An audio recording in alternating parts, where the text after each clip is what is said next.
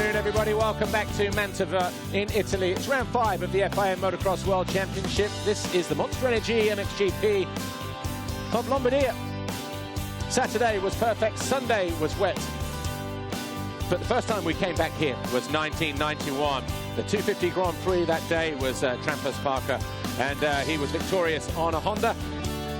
Martin Bavort, Andrea Bartolini, Mikhail Pichon have all won here as well, but Antonio Cairoli is a 3-time winner here. Can he pick up a 4th overall win at home this weekend? 2 of those, of course, came on Yamahas back in 2007 as an MX2 rider and 2008 in MX2. Mark Deruva also victorious here, so too Marvin Muscan and Max Anstey. Max Anstey, of course, winning in MX2 in 2015 alongside Romain Fevre, who is still absent from the FIM Motocross World Championship. Maybe we'll see him back in Portugal, maybe in France, who knows. But the Monster Energy Yamaha rider will be back soon, and that you can bet as well. But the atmosphere is starting to build to a crescendo once again. But as you can see, a rather challenging racetrack. If you're joining us from the US, welcome. And hope you enjoyed that first MX2 race. Yes, conditions are very, very sticky out there, but it is motocross. It's an outdoor sport. 1,660 meters long, the racetrack. And if you missed it earlier, here's what happened in MXGP Race 1. The foxhole shot was taken by Antonio Cairoli, but look to the right, Tim Gajser in blue. End over end down the start straight. He did pick himself up really quickly and went straight into pit lane and changed goggles and gloves and rejoined the race as Cairoli led the way from Ivo Monticelli, Max Anstey and the 96 of Jorge Zaragoza from Spain. Clement de Sal was also well positioned. The 2 standing construct KTMs almost took themselves out though, but it was Anstey who emerged ahead of his teammate. Gajser on the track quickly and off the track just as quick as he rejoined the race. The fans on their feet for Cairoli. He had a 4-second lead. He lost 2 of those when he tipped over in this left-hand turn. Jeremy Van Hoorbeek, though, he was not so lucky. He crashed at turn 1, and then he went out on the 2nd lap. Paul Jonas on the white Husqvarna did his best to try and edge clear of the KTM. Ivo Monticelli in 3rd, but would have to wait a little longer. And Arno Tonas on the Yamaha just had one of those days. Brian Bogus, the 2nd of the HRC Hondas, got cross-rutted and went down. His teammate got landed on by Seba Brilyakov. Once again, Gajser picked himself up and rejoined the race as Jonas moved his way into 3rd. And then Monticelli's bike broke. Heartbreak for the Italian. He would not finish his home race here in Moto number 1. Anstey, though, number 99, was starting to close in. And guess what? Playing Superman was Tim Gajser. He crashed for the 3rd time and then the 4th time. He eventually came home in 10th for Team HRC. In the latter stages of the race, Arminas Jasikonis, number 27, sided his way up the inside of Anstey to get into 3rd. He chased down his teammate, Paul Jonas, who was just too quick for him in 2nd. But it was Tony Cairoli who was victorious in race 1. It was just like he was on a training ride. He got a start, he stayed out of trouble. He picked up all 25 points for KTM.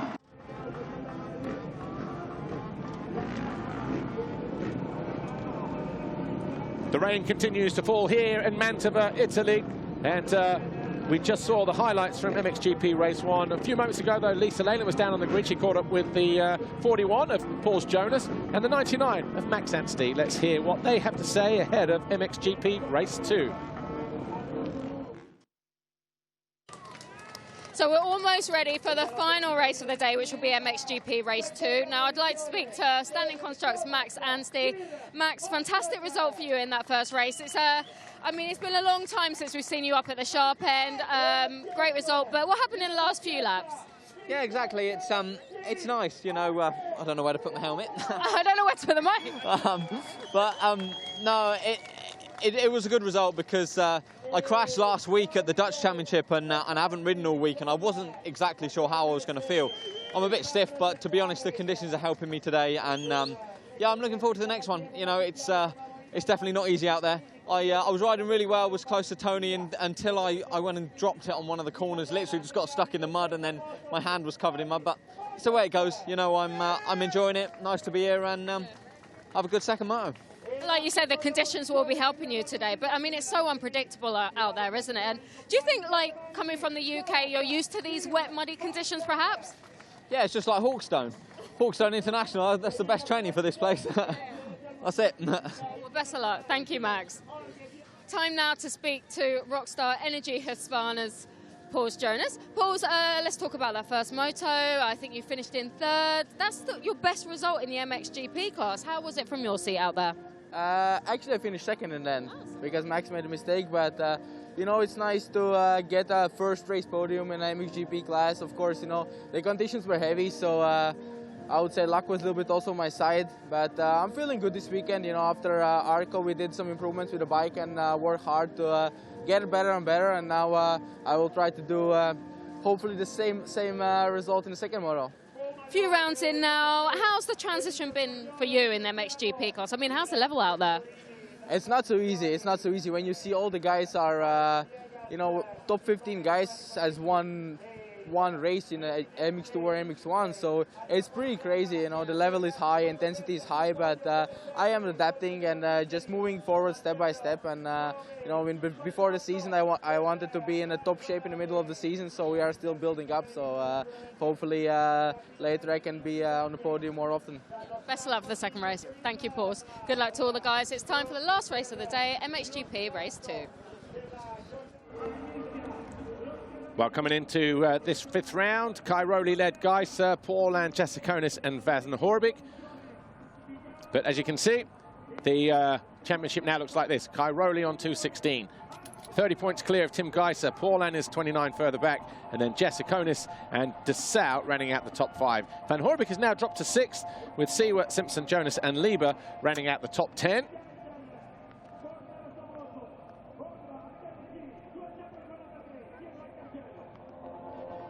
And the riders just making their way to the line. 1 or 2 final finishing touches going on in prep work as well.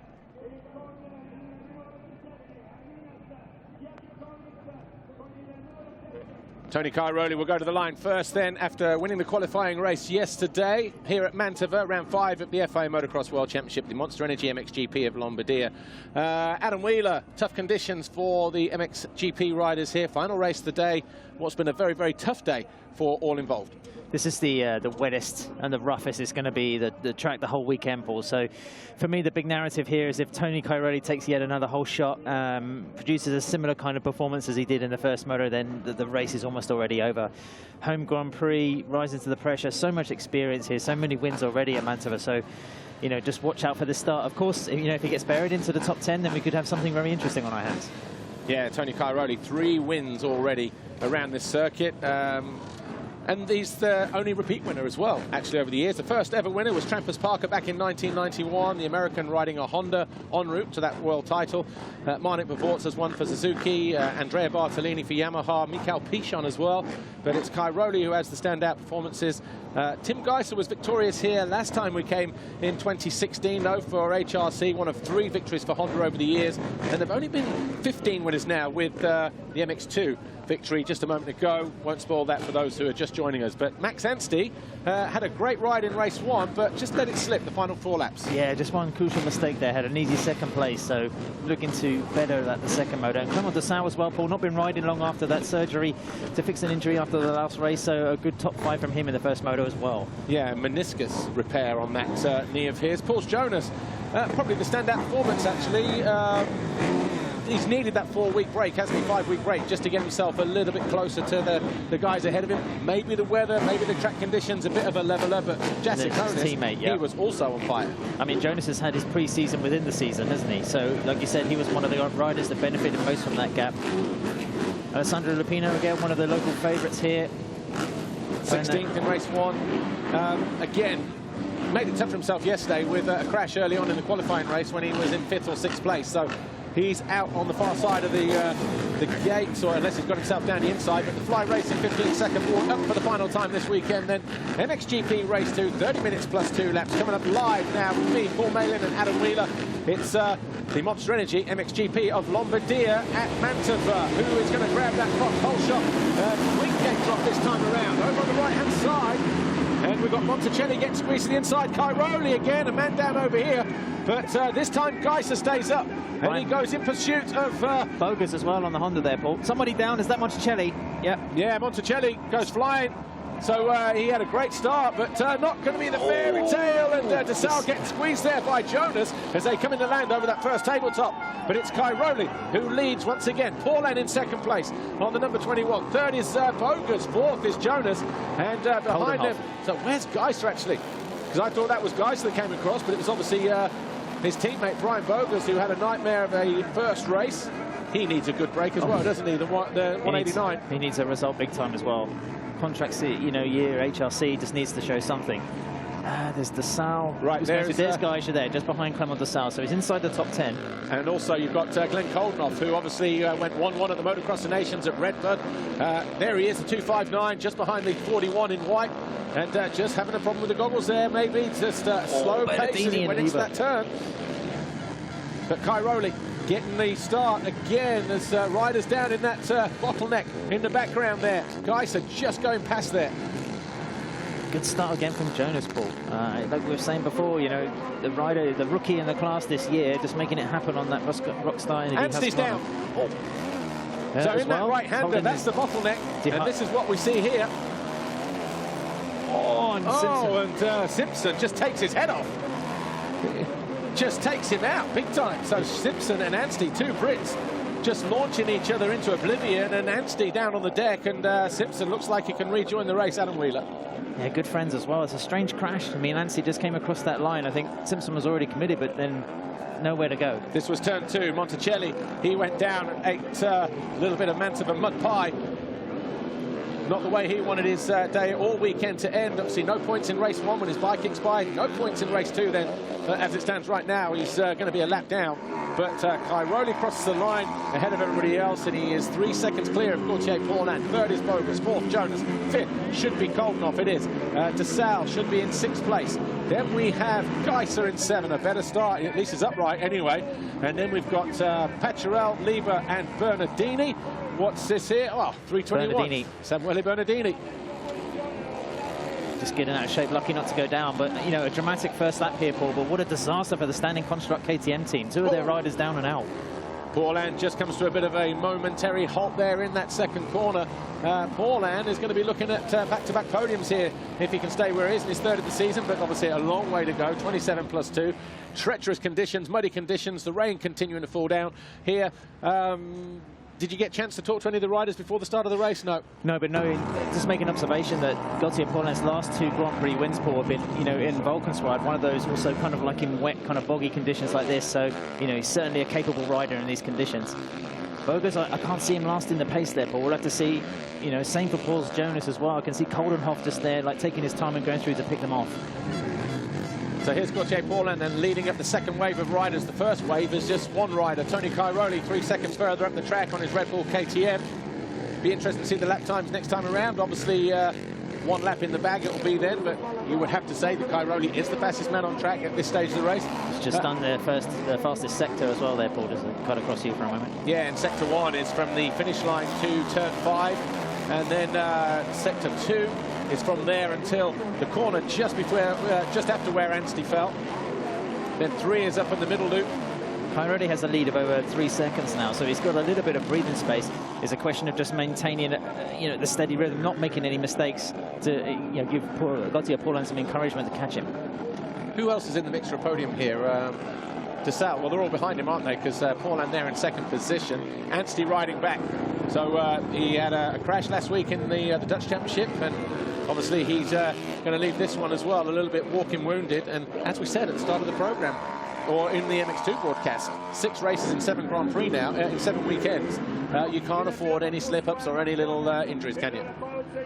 Again, just seeing how wet the ground is, Paul. It's just, like we mentioned in the other broadcast, it hasn't stopped raining here today, and you can see the brutal effect. Oh, is that Jonas almost going down in the entries turn 2? In fact, Paulin was lucky to step as well, because he got in there expecting it to be a little bit more sticky, and both wheels went away from him. If he didn't have such long legs, Paulin, then I think he might have just slipped down. Credit to Bogus here, Paul, still attacking the jumps. I'm amazed some of these guys are leaping actually so far in these conditions. And actually Bogus, you know, these conditions won't be completely alien to him. Lives in the Netherlands, they ride in wet sand all the time, and this is probably the break that he needs. You know, he wasn't at home in the first race. A track was very long ruts all around the place. When you don't make a great start, when you're fighting people like we saw with Gajser, You try to rush, you make mistakes. When you make mistakes, you get frustrated. When you're frustrated, you try harder. When you try harder, you make more mistakes. And that was the story of Gajser's race in Moto number 1. It was an incredible race. I mean, I think it's one of those very few motos you see in a season where Tim just seems to lose his head, you know, and it was a catalogue of mistakes. And I think it's, you know, with Tony Cairoli potentially going 1-1, that's what he cannot afford to do in the championship. I wouldn't be surprised if we see a much more kind of mild, you know, not such a risky. Yeah, I'm sure he's been firmly calmed down by his family and the HRC crew. But going back to Bogus, he's not a slow rider, Paul. I mean, we're talking about a guy who's, you know, finished on the podium in the Motocross of Nations, was also a prominent rider in MX2, had horrific luck with those injuries. But, you know, he knows what it takes to run at the front of a Grand Prix. So a big boost for the confidence so far. Yeah. Cairoli said in the fastest lap of the race, a 2:10, so it's a good second, nearly 2 seconds ahead of everybody else. Clear track, I guess. This next one will be slightly different because that was his out lap, if you like. But going back to Tim Gajser, his lead, or the deficit, was 16 points. It's now 30 after the first race. And it's going to get bigger as, well, 41 points as it stands right now. So it's almost 2 motos. Anyway, Kawasaki look on, but it's Tony Cairoli who continues to lead. Here is DeSalle. He's in 6th. DeSalle comes into the land then, the final turn, and Tim Gajser up on the pegs just behind him, looking and trying to choose his moment in which to dispatch of the Belgian, who is coming back. See, you go in there and everything just disappears. That's what happened to Borland in this next right-hander a lap ago. See, they're just going in deep. Nice. There's no room there with the wall on the outside. Yeah, just you can't go too deep, but no, you expect it to be sticky, but Gajser is going to run it up the inside. Despite that jump being longer on the left, you do have the better drive on the inside coming out of that turn. But DeSalle short on the landing, so Gajser now up into 6th place. Cairoli leads, Bogus 2nd, Jonas 3rd, Borland 4, Goldenhoff 5, Gajser 6, DeSalle 7. Good to see the Kevin Van Venrooy Kawasaki of Benoit Patrel in 8, Julian Lieber 9, and Arno Tonis 10, Jeremy Seaver 11, Sever Vilikov 12, Bernardini, Searle, Petrov top 15, Kevin Strybos, Tanner Leo, Sven van der Meer, and Sean Simpson has recovered. He's got himself into 18th, Anton Gold is 19th, AJ Jasikonis 21st place ahead of the luckless Belgium in race 1, Jeremy Van Horebeke. Pretty graphic images as well. He posted on Instagram of his shoulder injury, just coping with that right shoulder as well after the last round call. So after a fantastic sort of introduction to MXGP with that Honda team, just things haven't been going right. Like you say, luckless, very much the word. Yeah, not too much dancing going on this weekend, that's for sure. But there's the gap Cairoli has, loop to loop. Bogus, though, solid. And as we said, this is what he needs. We know that he can ride well. We know he's good in the sand. We know he's also pretty good in the wet conditions. And, you know, from Bogus' side, he just needs to maintain a good, calm head about him. But he just lost a little bit of momentum towards the waves there, towards the end. Here's his teammate, Tim Gajser. This place hasn't been kind to him over the last couple of years, has it? Where he had his massive facial injuries. Pre-season last year. Through turn 5. I haven't said that, he won last time out, so it's, you know, bittersweet memories. But this track can be pretty harsh. I mean, if you remember, Stephen Frossard unfortunately finished his career here a few years ago as well. Yeah. But where are we? 21 minutes to go here, MXGP Race 2. Tim Gajser exits turn 2 then with about 21 minutes plus 2 laps to go, chasing down the standing construct KTM, the only standing construct KTM now, because Ivan Monticelli and Max Anstey both going out on the opening lap. So Goldenhoff upholding the team honour here in 5th position, but Gajser, well, it won't be the first person he's landed on today. It's committed approach there. Whatever Gajser's doing, whatever lines he's taking for, it's really working. 2:10 on the last lap is the fastest lap of the race, so Tim definitely on the move. Yeah, it's one of those, isn't it? He needs to be, but he needed to be in the first race. But when he upped his game is when he started to make his mistakes. These conditions I know it sounds strange, but these conditions, you need to ride them, not race them. And when you race and go over the limit, that's when this track comes and bites you, and that's what happened to him. It's a curious moto running order, actually, because, you know, 3 of the top 5 riders are people that are trying to come back, trying to, you know, get some measure of confidence. Brian Bogus we've spoken about, but also Jonas, new to the class, you know, he missed the pre-season because of his knee injury. Says it's still not quite 100%. He hasn't got complete faith in the stability of the joint. And then you've got Glenn Coldenoff as well, Paul, who, you know, due to that vertebra injury in the off-season, wasn't able to build on that Motocross Nations dominance at the end of last year. And he's also just trying to get back into a rhythm of posting solid results. Long, deep ruts at the bottom of all those hills. Gajser just coming into land. Yeah, nice and clean, but a little bit of a bobble at the bottom of the hill there. But he's all over the back of Coldenoff as they fight over 5th position. So with 19 minutes plus 2 laps to go, Adam Wheeler, Tony Cairoli leads. He's about to hit the line. Well, he has hit the line now at 2:11.0. He was 4 seconds clear of Brian Bogus, but has that gap gone out? Yes, it has, 5.6. Julian Lieber, he's not happy with his Monster Energy Kawasaki. And the Belgian, not much room there. You think after the first incident you'd know about getting too close at the start-finish jump? Yeah, Lieber going out of 9th position just a moment ago, but are we going to see? No, he's going to switch it to the outside, try and get good drive here, but it's not working for him just yet. Just ahead of him, though, is Paul Ann. So Paul Ann not too far away from being gobbled up here by Coldenoff and/or Gajser. Gajser really just changing, trying a different line again there, Paul. You really have to love this guy because, you know, not only does he have the talent and technique, still 21 years old, I believe. You know, I mean, just to be able to attack and really go for positions like this, you know, after that troublesome first moto, it's great to watch. Yeah.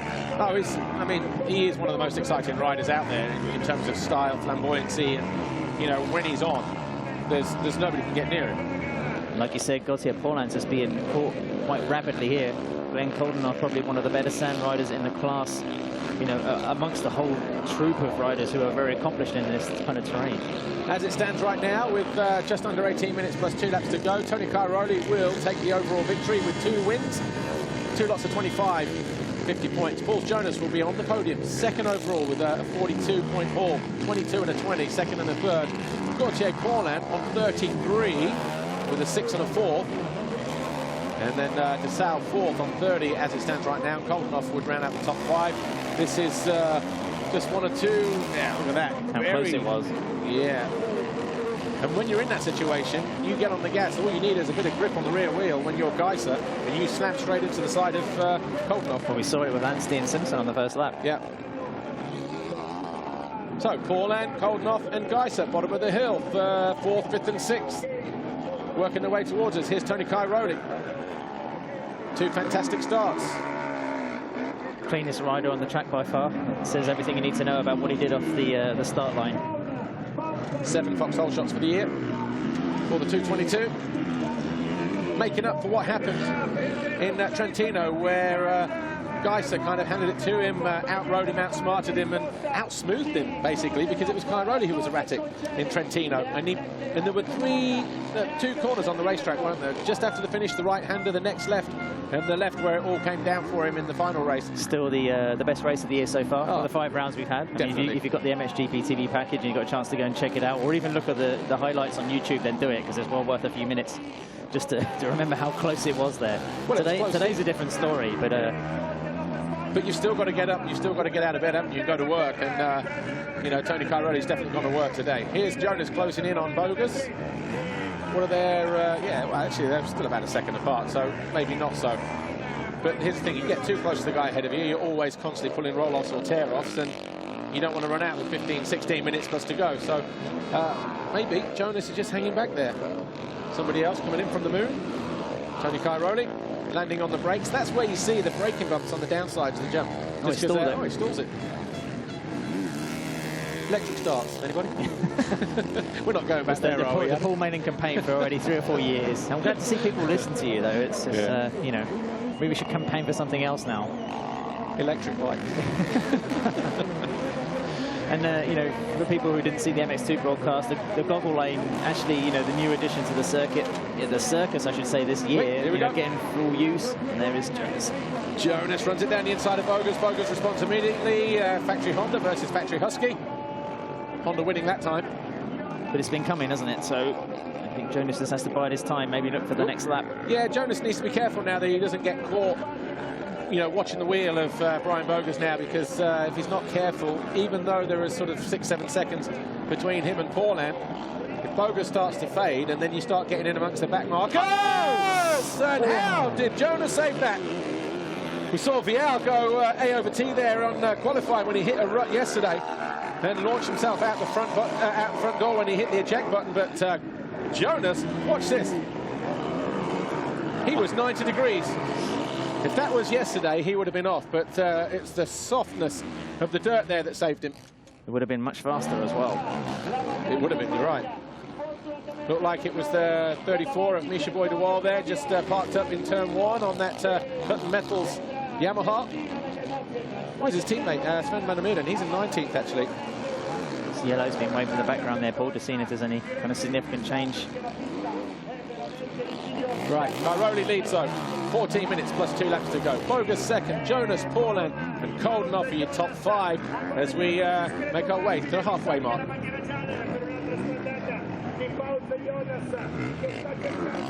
Paul's Jonas thanking his lucky stars at the moment. There's Paulin and Coldenhoff. And there's Gajser there, just losing a little bit of ground. Yeah, not too much overtaking going on here now. The track obviously deteriorating somewhat. Might have to take the odd risk to get through, but maybe in the last 10 minutes or so we might see the odd change. You know, as we said, goggles, visibility, all important. Yes, you can come into the goggle lane, but if you sit back on a rider and you're not getting roosted, preserves your goggles that little bit longer, maybe they go the distance. So these guys know what they're doing. They're all smart. You know, they've been around the job long enough to know to, you know, not to get involved like that. Gajser in the first race had no choice to come in. When he went down on the start, actually, in the first corner, he picked himself up, went straight into pit lane, changed goggles and gloves, went straight back out. That's the fortunate thing of having pit lane right there on the exit of the first turn. So didn't waste any time, didn't even think about it. But it's good to see in those kind of conditions for, you know, the first kind of mud that we've really had this year, Paul, that people are trying the goggle lane. You know, it's like we said earlier, it's a quicker way, it's a safer way just to get in, you know, get changed, get better eyesight and get out on the track. So, you know, it was working so far. I think it depends pretty much where it is on the circuit and how it's implemented into the layout, but here in Mantova it's working. Yeah, on the exit of turn 1 in Argentina, Valkenswaard, as you come out of the final turn back on the start straight, you kind of had to go straight across almost to the entry point of pit lane, but there was another opening for the goggle lane. Trentino was probably the only one, wasn't it, where we came over the jump and had to go right, and then in between the start straight and pit straight. So Matterley might need a bit more thought. Yeah, Matterley at the end of the pit lane was a little... And Matterley at the end of pit lane, just before you drop down the hill, but this one here works just right because it's so tight, so compact. But Coldenhoff there. Gajser having 1 or 2 issues coming out of the first turn. Loses a little bit of ground, but he's still there in 6th.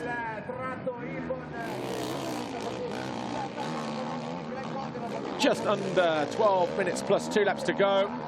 Adam Wheeler with me, Paul Malin, on this second race, the concluding part of MXGP Race 2 here, the Monster Energy MXGP, and Gajser again just losing his concentration. And it was all looking so good for him, Adam Wheeler. He was there in 6th position, and that must be the 6th time he's crashed today. Just get a replay of that, just front end losing traction on the landing, but everybody taking that inside line for it. What did he do wrong? Well, he came out of turn 1, rubbing his goggles, and I think he had an issue with them, and he couldn't see. Because he immediately throws his goggles off. We just hit one of those holes there, and that was it. It was gone. And I think that's just visibility. Because when he came out, if we go back half a lap to where he came out of the first turn just a moment ago, he slowed up. We saw Coldenhoff coming into turn 2 at the end of pit lane. And in the background, Gajser was there playing around with his goggles. And I think, you know, he just had an issue. That would also explain why he was 3 seconds a lap slower on that previous circulation before he crashed. Yeah, maybe. But there you go. If you have a problem, there's a goggle lane. Use it and maybe gain those seconds back with clear visibility. Who knows? Cairoli, they're just taking a piece of roll off. What's the advantage now? Almost 7 seconds over Brian Bogus. So he's still keeping that second place, the Dutchman. Yeah, Bogus, I mean, this is an impressive performance from Team HRC, isn't it? And, as in Brian Bogus. Yeah, well, you mentioned it earlier. I mean, the championship, Gajser not really losing a position there, but not gaining. Obviously, going to be out of the running for the overall podium as well. I'm just worried because we've seen at least half a dozen years of how Tony Cairoli's built this margin of points in the championship, even by sort of like round 8, 9, 10, and then he's just been smart enough to massage that cushion all the way through. I mean, it's been a case of, oh, if I'll take a second today, I'll take a second. If it's third place or fourth place, you know, his mantra is always try to get on the podium. And if he's got a 30, 40-point lead by that point, then he's going to be smart enough just to bring home a 10th crown. Yeah. Yeah, I mean, as we said, from his performance 5 weeks ago, he wasn't riding bad. Just Gajser pushed him all the way and beyond maybe what he wanted to do that particular weekend. But no one's even got close to him this weekend. And with Cairoli now 7.2 seconds clear, Brian Boger's right there in second place. And Jonas, again, third position for him. That's going to get him on the podium. 50 Cairoli, Jonas 42, Paulin 33, DeSalle 30, Koldenhoff 29. That would be how it finished. But Tony Cairoli has just been immaculate today. Absolutely on fire, on form. And he doesn't even look like he's trying. Still 8 minutes to go, Paul. Still 8 minutes to go, but... Say that when it's 8 seconds and then... Yeah, but, you know, he has, hasn't he? No one's pushing him. You know, yeah, you can make a mistake. You can tip over in a corner, of course you can, and all those things. Well, Prado did it. Yeah.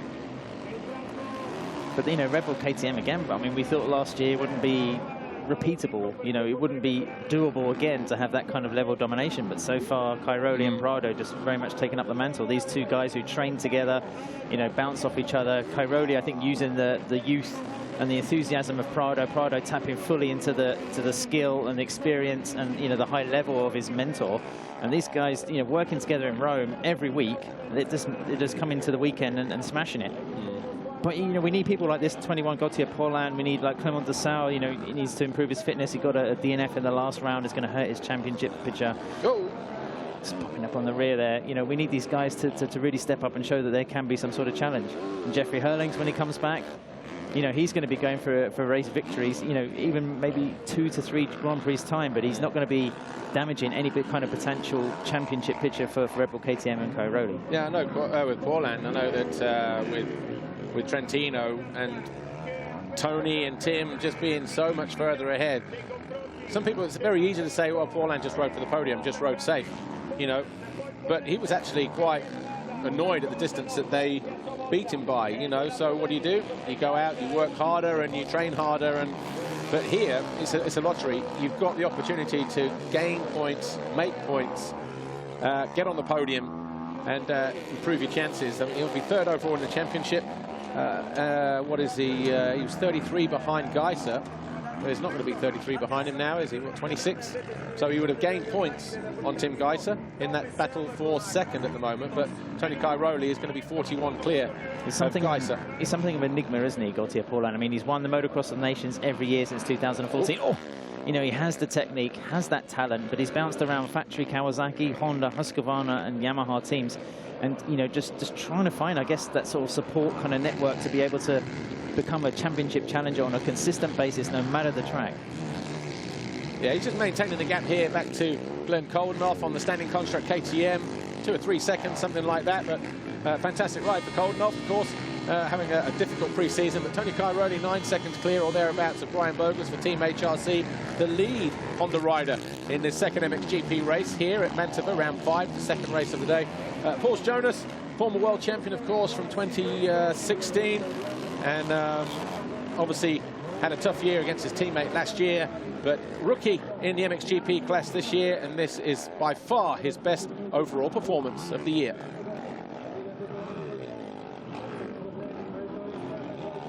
Paul Jonas, Rockstar Energy Husqvarna, doing the same thing as what Paulin did just a moment ago. I think that inside line there, just flicking up the front end. He loves that section, doesn't he? He had a very lucky moment through there a few laps ago, didn't he? I had a great talk with him actually yesterday when he mentioned that every time he's riding the 450, he's actually finding it more complicated because he's getting to the point now where he's got the fitness and the form to keep pushing, and he's trying to find his ideal setup, not having had a pre-season because of that knee injury, Paul. And he just said, you know, he's discovering things about the engine management. He said on the 250, you tapped it out, you went full gas, whereas now he's having to learn like the intricacies of this bike a little bit more. So you know, he's always worth a chat pause, you know, for about sort of technique and things to learn on the motorcycle. And being a rookie in this class as well, he's a bit of a mine of, you know, information and insight, actually. Well, actually, I remember when we had Jeffrey Hurlings on the studio show when he first moved up to MXGP, and I'm sure it was Jeffrey Hurlings where he said when you ride is there much difference between you know, riding the 250 and riding the 450? He said, well, yeah, you can't ride it flat out. You know, if you try and ride it like the 250, then you know, you're going to have problems. But obviously, he overcame that problem last year. wasn't it Max Anstey as well who said that, you know, in his first season he got to the Grand Prix of Portugal and was riding 250 lines in practice, and basically had to mentally reset and think, right, I've got on a different motorcycle, I've got to do something a bit different now. And that was actually when his results started to pick up. He worked out how to do it. At the end of 2017, managed to get his first podium. Just saw a glimpse there of Tanao Leok on the A1M Husqvarna just at the top of the shot. He's in 21st place at the moment, qualified in 5th yesterday, I think, and obviously his best qualifying performance since Assen 2016, where he finished 6th, and he's just thrown away the goggles there. So obviously not going to plan in this race. 11th in race 1 earlier today, but Cairoli continues to lead. This is the fight for second, and Jonas not really inching towards Bogus. He got there a couple of laps ago, but then he made that mistake through the waves. Is he holding back, or is he just getting ready to go, you know, another 2 or 3 laps from now? Not too much time left, but he's definitely got the incentive, hasn't he? It'll be the best MXGP finish so far. Yeah, and it'll be great to see him on the podium, of course. Paulin is in 4th, Koldenhoff 5th, Gajser 6th, DeSalle 7th, Benoit Paturel in 8th. The weather, a great leveler. The Frenchman, again, just like Anstey, you know, these conditions probably helping him like they did in race 1.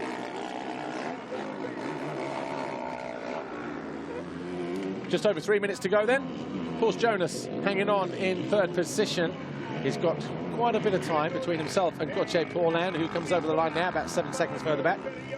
And just looking at the running order at the bottom of the screen there, Paul, you can see Arno Tonas, Jeremy Sewer on those Yamahas towards the end of the top 10. Kind of a shout out to the guy, I think he's in 11th at the moment, Sever Brilyakov. We're not seeing him on screen, but, you know, after the injuries that the Russian has had in the last 2 or 3 years, that would be a fantastic result for him. Again, another rookie, you know, in the 450s. Yeah, on the JWI Yamaha, and number 18, Sever Brilyakov, you know, 4th, I think, in race 1 at home in Orléans last year in the first race, and then he stuffed his knee up in the second one, and it's been a long, hard road. And the shoulder before, the year before that. Tim Gajser was in 6th. It's turn 2 at the end of the pit lane. Yeah.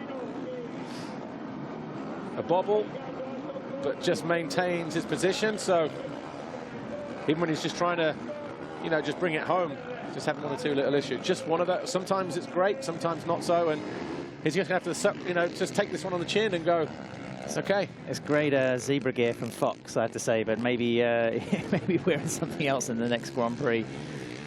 Brian Bogus, though, might want to keep it on.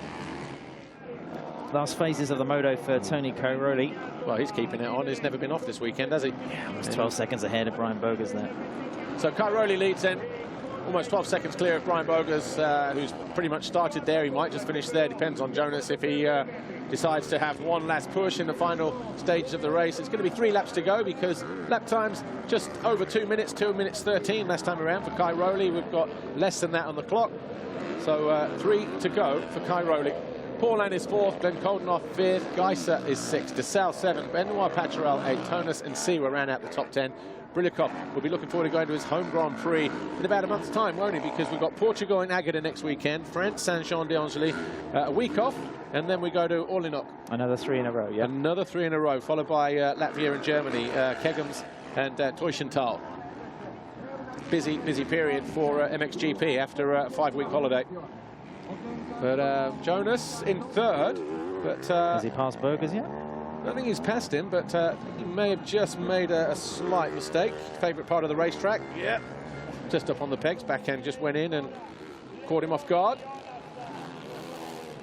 These guys now just doing their best to nurse these things home, I think. Yeah, he would have lost another second or so just losing momentum through the waves. Sean Simpson up into 14th now. He's just passed the rider returning from injury, Kevin Strybos, the second of the JWI Yamahas, actually. But Tommy Searle, 13th for Boss GP. Had a nightmare in race 1. Yeah, a few riders close together there, Paul, actually. You could see Searle, Bernardini and Simpson all together. Yeah, 3 or 4 seconds apart. And Gajser is going to be looking at a deficit of 40 points in the World Championship after round 5. That's you know, that's heading back to Antonio Cairoli in his pomp, you know, around the beginning of the decade when he won 4 championships in a row. Paul. I mean, that's a big old gap. Yeah. Here's Cairoli, though, making his way towards the 2-lap board on his Red Bull KTM. If anywhere you needed a good start, here was the place. Adam Wheeler continues to rain outside here at Mantova, but he has mastered the conditions. And a form of revenge as well, after losing his first of his home Grand Prix in Trentino last time out. Now Tim Gajser nowhere near in terms of a threat, so Tony, the list, was that 4th victory in Mantova? The 4th one now. Including MX2 class. Yeah, 07, 08, 2010, so his 2nd on KTM.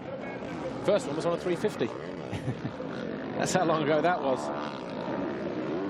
A little bit unsure through the early part of the waves there, but looking good now, though. What year was that 350 win? I think 2010. I think it was actually the pre-season 2010 when KTM unveiled that bike here. Yeah, Starcross International at Mantova. Yeah, him and Rui. And Michael Alessi at the time. Yeah. So 2-lap board out then for Antonio Cairoli. His gap now 9.9 seconds, just managing that gap perfectly. Boga's quicker, so too Jonas, but this guy here, he knows if he has to turn it up, he will do, and he can do. Something has to be said about home advantage, though, doesn't it? Not every racetrack offers that, but somewhere like this, riding it in all conditions all year round. I think the pre-season international race was in similar conditions early this year, and no, it's just, you've got that familiarity. You know how this place behaves when it's like this. I mean, Tony as well says it's not his favourite racetrack. So, you know, to make this, to put this performance into even more context, it's been a great day for him. I think as all these fans, you know, making a great effort, because it was raining as soon as we woke up this morning, Paul. And, you know, there's obviously a lot of else going on, you know, Giro d'Italia, all sorts of sporting events going on in this region of Italy at the moment. But, you know, what you'd want is 2 things, you know, to see your rider win and to see some great action. And they definitely had one of those today because Cairoli's been untouchable. Yeah. Here's Gauthier Paulin, the Monster Energy Wilvo Yamaha rider. He's in 4th place, about 7 seconds down, and Jonas just ahead of him there in 3rd, and Jonas closing in on Brian Bogas. So maybe there is one last push for 2nd position from Paul's Jonas. Adam Wheeler, because it definitely looked like Jonas was closer in that corner in the background there a moment ago, just ahead of Paulin here. Does he risk it? He's got a 9-point gap for the overall podium in the points for the day. So if he loses a position to Gauthier Paulin through a mistake, it's not going to be a disaster. He'll still have 2nd overall. And maybe Bogas as well could get held up by, is that Lupino on the... Looks like it might be. Kawasaki, yep. And a slight bobble there from Jonas as well. So going into the final lap then, Jonas, will he risk it? Gajser sets the fastest sector 1 on the penultimate lap, look. 36.9. After having crashed there 5 minutes ago. Yeah. Wave yellows here coming into the final corner. Cairoli takes the 1-lap board, so it wasn't him that was down. Riders, of course, not jumping on the yellow wave flags. Yellows, exactly. Man down just on the exit of the turn. Yeah, Simpson. So Simpson goes out then. So disastrous 2nd moto for Sean Simpson, number 24 in the RFX KTM, powered by PAR Homes. Alessandro Lupino there just getting lapped. He's in 19th place. But here's Paul Jonas, number 41 on the Rockstar Energy Husqvarna. He's there in 3rd. Simpson will just get that bike moved out of the way if he can. In fact, gets a little bit of help there. And I would say that chain is just locked up. Yeah. Otherwise, gears, you'd be able to push it away, but not the first one to have that. And Jeremy Van Holbeek, same situation in the first moto. Not sure what the actual technical problem was, but the bike had to be pretty much lifted off the track. Yeah. So Cairoli then almost on course. Well, he is on course, but he just needs to bring it home this final half a lap. Looking at victory number 89 in a career that has been running since 2004, 2003 when he probably made his debut, but 2004 when he got his first win. Yeah, it's astonishing. I mean, this is also, you know, a great Grand Prix for Brian Bogas, showing he can run top 3 pace in the Premier class. And Paul Jonas, of course, you know, a little milestone for him. 2nd overall, 1st season, 5th Grand Prix. I mean, I'm sure, you know, Antti Peronen and the rest of the Rockstar Energy Ice One guys are going to be you know, thrilled with the way, especially the Husqvarnas have handled through these conditions as well. Well, they were second and third in race one, weren't they, with PJ second, AJ was third. Jaskonis had a tough first lap and he's only down in 15th, but so, you know, two guys second and third in race one, Jonas on the podium at the Grand Prix. They'll be super pleased with that because, you know, it's been a difficult winter for him as well. Opting to take surgery after or on the weekend of Imola last year, the final round, just before the Motocross of Nations. And when you have that kind of surgery, of course, it does take a long time to get back on a bike. So utilising, again, I spoke to him yesterday, and he said he's just made the most of the 5-week break just to play catch-up, get on the bike, ride and test and train and just all of that. But Tony Cairoli, though, has been majestic. Winning 88 of the career? 89 now for Tony Cairoli as he comes into land here. And what better place to do it than at home? Tony Cairoli victorious, another double moto win, and that is a big win for him as well because he will be 40 points clear of Tim Gajser as we head into Portugal in 1 week's time in Agada. And that will be him breathing a sigh of relief as well because that gap was 16 at the start of the weekend. And, you know, that's just... that's a big gain. That's a big... That's massive. That's a massive gain. It's almost 2 races. Almost 2 races. Brian Bogus comes over the line second, and Paul Jonas hangs on for third. Paulin fourth, Coldenhoff fifth, and Tim Gajser will round out in sixth. But Tony Cairoli, overall winner here at Mantova. Paul Jonas second overall, and Gauthier Paulin back on the podium again in third. So Adam Wheeler, an interesting second MXGP race. Maybe not the most exciting race to watch because of the conditions, but Tony Cairoli making it look very easy. That's right. It'd be interesting to talk as well to Paul Jonas, runner-up here today, Paul, whether he could have maybe pushed a little harder to get Brian Bogus, but well, let's talk to the winner. Yeah, see what he has to say. Tony Cairoli, congratulations. 4th overall victory on home soil. You made it look easy, and you definitely got revenge after missing out on your home round last time. Yeah, you know, it's a very tricky situation today with this weather, so the start was a key, and we could make it both times. I'm really happy, and thanks everybody coming here, all the fans with this rain, so I really appreciate it, and grazie a tutti. See you next time. Thank you.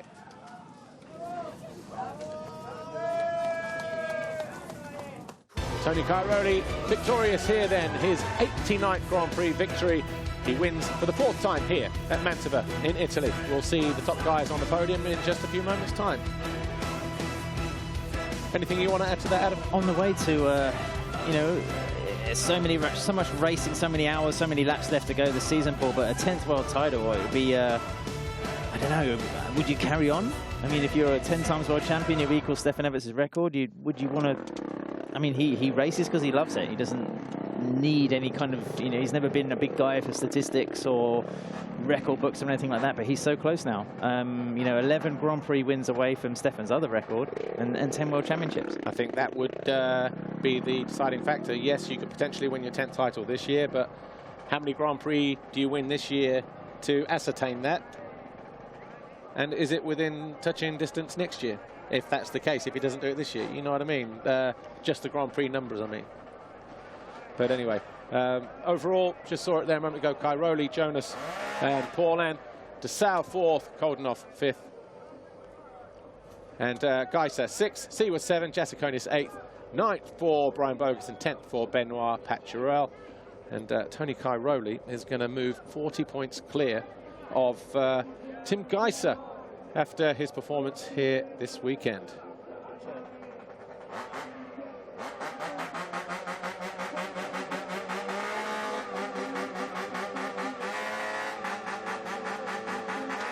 Tony Cairoli leads the championship then by 40 points over Tim Gajser. Gauthier Paulin 3rd, Jaskonis 4th, DeSalle and Seaworth gain a couple of positions, and Van Horbeke not been his weekend at all for him or the SR Motor Honda Blues. Was it Honda Blues? Moto Blues. Very much Honda Blues. Yeah, but yes, Van Horbeke now dropping to 7th in the championship. Jonas 8th, Simpson 9, Coldenhoff 10. Manufacturers, KTM leading the way on 241 points, and guess what? Tony Cairoli has 241 points. So all those points coming from him. Just one rider. I mean, standing constructor team as well, just not having the best day either, Paul. So he's carrying the factory on his shoulders, really, isn't he? And doing it splendidly so far. Foxhole shot, number 7 for Tony Cairoli this year, for the start that Coldenhoff had. obviously got bunched up going into that second corner, but Tony Cairoli then collecting another black plate. He'll have almost as many black plates as red plates at this rate. Michael Wagner there on hand to deliver that latest piece of 10 World Championships and 89 Grand Prix wins. Can you imagine the shelf space he needs? It's, you know, along with those plates as well. Actually, did you see well, I'm sure you did see the 6-part documentary that Troy did last year. MX World. Yeah, MX World, and they went to the Ducati workshop there, and obviously all of those plates are displayed on shelves in the workshop. That's pretty impressive. The red wall, they should call that. Anyway, we're almost getting ready for the podium then, and of course, for Tony Cairoli, he won't need any introduction. We're going to have a very loud sing-song here with the national anthem. But third overall this weekend, Gauthier Paulin from Monster Energy Wilvo Yamaha. Good, solid performance from him. A 6th in race 1, a 4th in race 2. Back on the podium for the 3rd time this year. 3rd podium, yeah, from 5 rounds. That's pretty good going. I mean, like you say, Paul's Jonas as well for the 1st time. Yeah. Smile says it all. I mean, he's made the top 10 once in the opening round in Argentina. 11th and 15th. 2nd overall for the Rockstar Energy Husqvarna rider. With a 2nd and a 3rd here in what were very, very difficult conditions. But Tony Cairoli, Red Bull KTM Factory Racing, will stand on the top step of the podium for the 4th time from 5 Grand Prix this year. Only 2nd last time out in Italy at Trentino. That's pretty impressive. And Davide De Carli once again will take the team trophy on behalf of that Red Bull KTM team. Adam Wheeler, thanks very much. We'll see you in Portugal. Thanks, Paul. Germany next, actually. Germany. All right, thank you for your time, as always.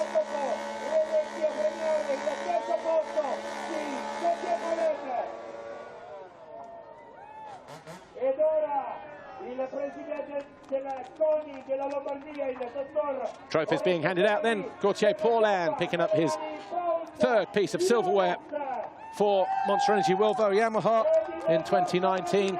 Paul Jonas picking up his 1st piece as an MXGP rookie for Rockstar Energy Husqvarna, with 2nd overall. But Tony Cairoli, though, win number 89 now for the 9-time champion. He extends his championship lead as well to 40 points over Tim Gajser.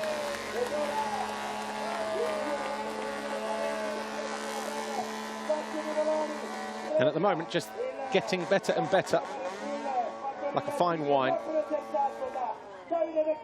Davide De Carli taking the team trophy there on the left. As we look at it, all the boys down here from WP and everybody associated with that team. But the red plate still attached to the front of that KTM of Tony Cairoli, who has a 40-point lead now. But Cairoli victorious here in Italy at Mantova.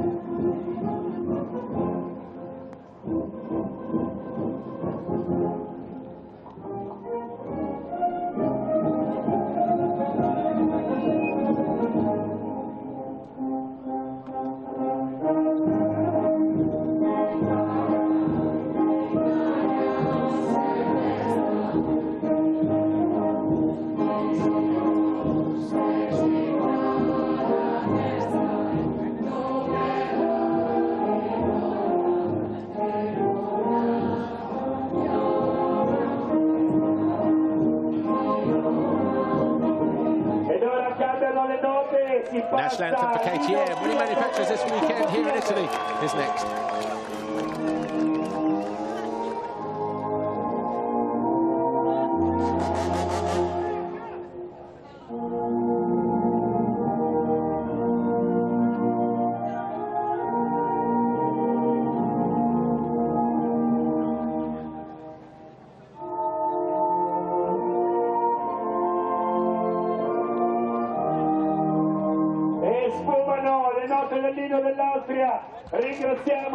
Tony Cairoli, Red Bull KTM Factory Racing, Paul Jonas, Rockstar Energy Husqvarna, and Gauthier Paulin, Monster Energy Wilvo Yamaha. Your top 3 here, round 5 of the FIA Motocross World Championship. The Monster Energy MXGP of Lombardia That's your podium here.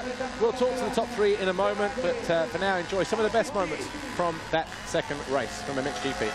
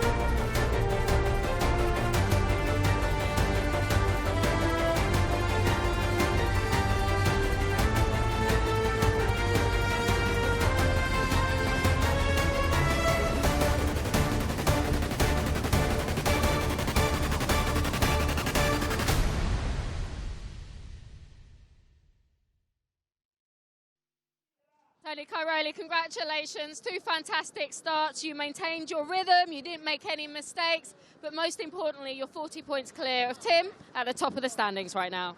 Yeah, you know, the season is still really long, but we try to make a good racing every weekend and try to stay safe. This is the goal, and of course today it was really important to have a good start and stay in front, stay clean, and that's what we did. And okay, looking forward for the next one in Portugal. It's a track that I like again, and hopefully to see again a lot of people there.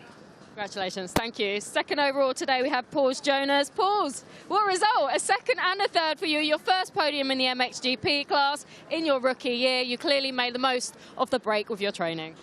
Yeah, for sure. You know, I think the weather played in on my side. You know, and today I was feeling pretty good on the track. You know, quite relaxed, and you know, I liked riding in the mud. But that feels really good. You know, when I was up there on the podium, it felt like I haven't been there forever. So it's a nice feeling and extra motivation to continue to work hard. And you know, I have to say huge thanks to Rockstar Energy, Husqvarna team, and everyone behind me. And especially now, I want to wish to my mom Happy Mother's Day. You know, this one was for you. Oh, nice job, thank you. Third overall today we have Gautier Paulin. Gautier, a 6th in race 1, a 4th in race 2. You clearly have technique and a great talent.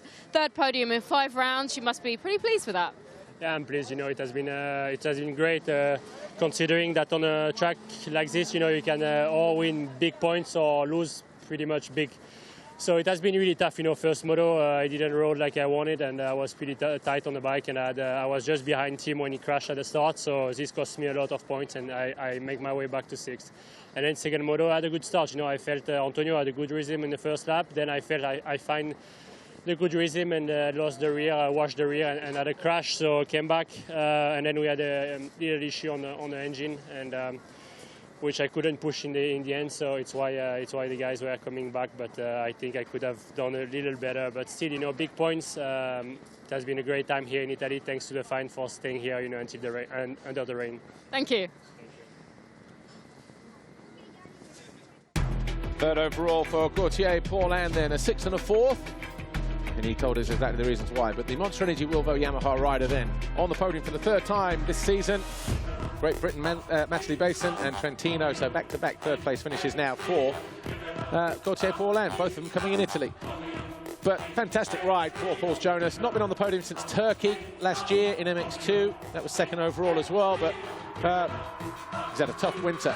But the Rockstar Energy Husqvarna rider back on the box here at round 5 of the FI Motocross World Championship MXGP. Antonio Cairoli, absolutely sensational once again. Another double moto win, the 3rd of the season for him on that Red Bull KTM. He's yet to finish outside of the top 2 in 2019.